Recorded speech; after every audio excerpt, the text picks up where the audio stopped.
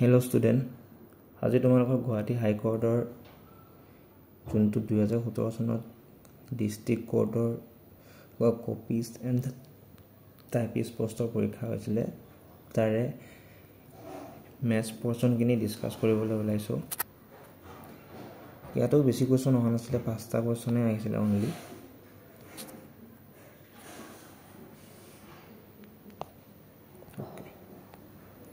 তো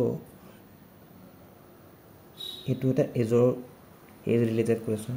এনেকুৱা অংক আমি লাষ্ট এখন PYQত কৰিছিলোঁৱে। তো এইটো অংকটো আকৌ এবাৰ চাই লৈছোঁ। সুধিছে যে 10 বছৰ আগত P was half of Q's age. Okay. If the ratio of their present age is 3:4, then what is the total age? Okay. This is suppose আমি লিখি ললো P and Q. 10 বছৰ আগত কৈছে ন, 10 বছৰ আগত যদি Q ৰ এজ 2 হয়, suppose P 1 হ'ব। এইটো হৈছে 10 বছৰ এজ। তো according to question কি হ'ব? এইটো হৈছে 10 year ago। 10 year ago। তো বৰ্তমানলৈকে আহিব লাগিলে হ'ল obviously আমি প্লাস কৰিব লাগিব। তো সেইটো হ'ব x plus 10 2x plus 10। এইটো কাৰ সমান বুলি কৈছে? 3:4। এইখিনি যেতিয়া সলভ কৰিম আমি x ৰ ভ্যালুটো পাম। এইটো এনেকৈ হ'ব 4x plus 40 6x plus 30। তো x equal to whole 5। এতিয়া আমাক খুজিছে যে what will be the total of their present age, মানে এইখিনি কিমান হ'ব? তো এইটো কিমান হ'ব? এইটো হ'ব 15, এইটো হ'ব 30। তো টোটেল হ'ব 45। মানে option A is the correct option. বুজি পালোঁ সকলোৱে এইখিনিলৈকে? এই কুৱেশ্যনটো বুজি পালোঁ। এই কুৱেশ্যনটো আকৌ এবাৰ কৰিছিলোঁ আগত, তো চিমিলাৰ অংকই হয় এইটো। মানে এই লাষ্ট আমি যিকেইখন প্ৰশ্ন চাইছোঁ সেইকেইখনৰ পৰা গম পাওঁ যে এজ ৰিলেটেড কুৱেশ্যন প্ৰায় মানে অহা দেখা যায় এই হাইকোৰ্টৰ পৰীক্ষাবিলাকত। যদি কোনোবাই লিখিব খুজি লিখি ল'ব পাৰে।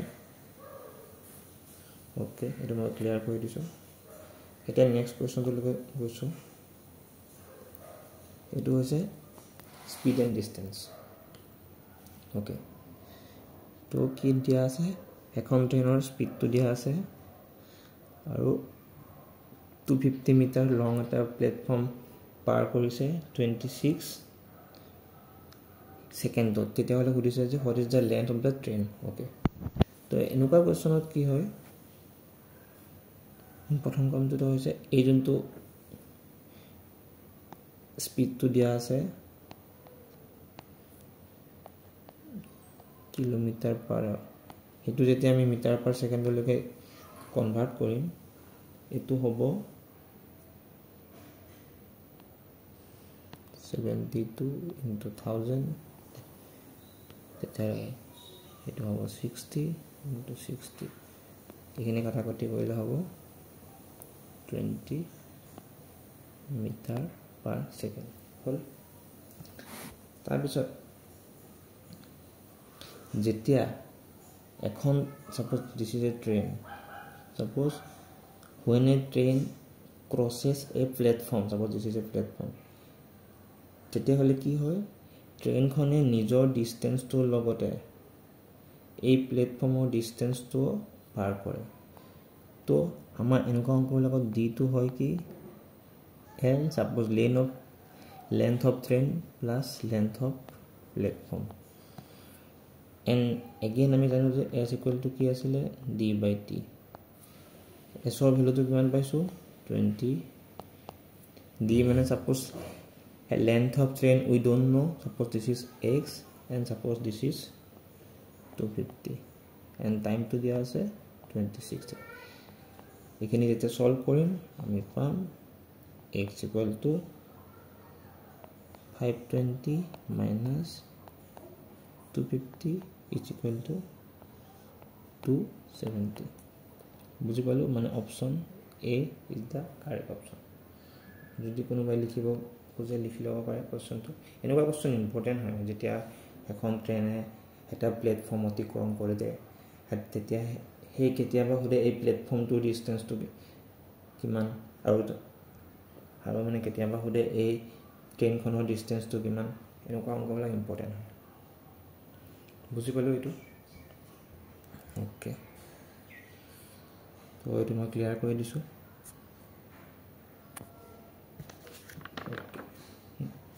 next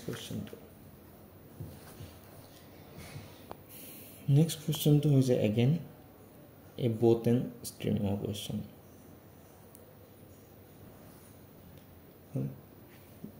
ইয়াতে দিয়া আছে যে বোটখনৰ স্পিডটো 22 km/h and current মানে খুতৰ গতিটো হৈছে 4 km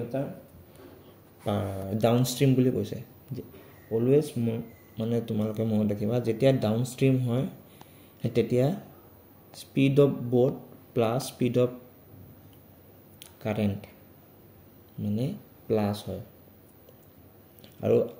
আৰু মানে যেতিয়া আপস্ট্ৰীম হয় এটো মাইনাস হয় তো স্পীড অফ বোট আছে আমাৰ 22 and স্পীড অফ কাৰেন্ট আছে 4 তো ইট ইজ 26 km/h হল তাৰপিছত ডিসটেন্সটো দিয়া আছে মিনিটত ডিসটেন্স মানে হুদিছে ডিসটেন্সটো টাইমটো দিয়া আছে মিনিটত 24 মিনিট আমি যদি এক কনভার্ট কৰো মানে আৱাৰলৈকে তেতিয়া হ'ব ই 2/5 আৱাৰ কাৰণ কিয় এনসাৰ কেটা গুটি কেটা কিলোমিটাৰতে আছে তো আকৌ s equal to d/t hall s ৰ ভ্যালুটো আমি লিখিম 26 d ভ্যালুটো we don't know and t ভ্যালুটো হ'ব 2/5 হল এখিনি সলভ কৰিলে আমি d টো পাম 10.4 কিলোমিটাৰ বুজি পালো এটো কেনেকৈ পালো এই পাঁচটো ওপৰলৈ যাব এটো ইয়াৰ লগত পূৰণ হ'ব তাৰপিছত পাছেৰে এটো হৰণ কৰিলে হ'ল এটো কম 10.4 কিলোমিটাৰ মানে আমি যে এইখিনি ডিসকাস কৰি আছো from here we are coming to know then which topic are most repeatedly asked in the high court exam suppose a boat and streamer মই last class to boat and streamer অংক এটা মানে পঢ়াই দিছিলো এটো তো দিলো মানে কি boat and stream তো বহুত ইম্পৰ্টেন্ট চেপ্টাৰ এটা হয় হাই কোৰ্টৰ এক্সাম বিলাকত বুজি পালো যদি কোনোবাই লিখিব খুজে লিখি ল'ব পাৰে এটো কোৱেশ্চন হল ওকে এটো মই ক্লিয়াৰ কৰি দিছো এতিয়া নেক্সট কোৱেশ্চন লৈ যাম এটো এই কোৱেশ্চনটো কিমান ইম্পৰ্টেন্ট কোৱেশ্চন এটা এটো মানে কি age is the important topic from the high court point of view okay the present age of a b and c is ইমান ratio 8 বছৰ আগত তাহাতৰ যোনটো এজ আছিল এজটোৰ সাম আছিল 56 তেতিয়ালে মানে সুধিছে যে বৰ্তমান এজ কিমান হল তো কথাটো হৈছে according to question 8 বছৰ আগত বুলি কৈছে ন তো 4 minus 8 plus 7x minus 8 plus 9x minus 8 equal to 56 এটা এখানে যেটা আমি যোগ করলে পাম 26 minus 24 equal to 56 and x আছে x equal to পাম 80 minus 40 is equal to this is 20 sorry this is 4 তো এইটো কিমান হ'ব 4 হলে 16 28 and 36 মানে option D is the correct option এটো ইমান টান কোৱেশ্চন আছিলে এটো ইজি কোৱেশ্চন বুজি পালো মানে এজ ৰিলেটেড কোৱেশ্চন বহুত অহা দেখা যায় হাইকোৰ্টৰ পৰীক্ষাত তো সবে যাতে এজৰ কনসেপ্টখিনি ভালকৈ ক্লিয়াৰ কৰি লয় হল তো এটো মই ক্লিয়াৰ কৰি দিছো এতিয়া ওকে এটা নেক্সট কোৱেশ্চন লৈ যাম and this is the last question for today's topic এই কোৱেশ্চনটো চাও এই কোৱেশ্চনৰ আনসাৰ এটা মানে খেলি মেলি আছে এটো তোমালোকে নিজে চালে গম পাবা বুঝছো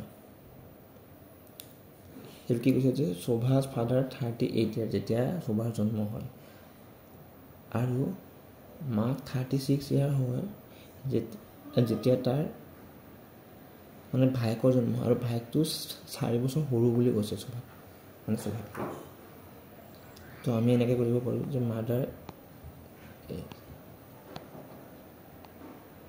মাদাৰ is 36 হ'ব কিন্তু শোভাৰ ফাদাৰ কিমান হ'ব এইটো তো হৈছে মানে যেতিয়া শোভা মানে বৰ্ণ হৈছিল তেতিয়া তাই দেউতাকৰ বয়স 38 এন্ড যেতিয়া মানে ভাইকটো জন্ম হ'ল ভাইকটো কি কৈছে 4 বছৰ সৰু মানে বাপেকৰ বছৰো 4 বছৰ বাঢ়ি যাব ন তো এইটো হ'ব 38 plus 2 is 42 then difference দিছে difference মানে কি minus 42 minus 36 then obviously this is 6 years that option এটা থাকিব না লাগিছিল so this is the correct option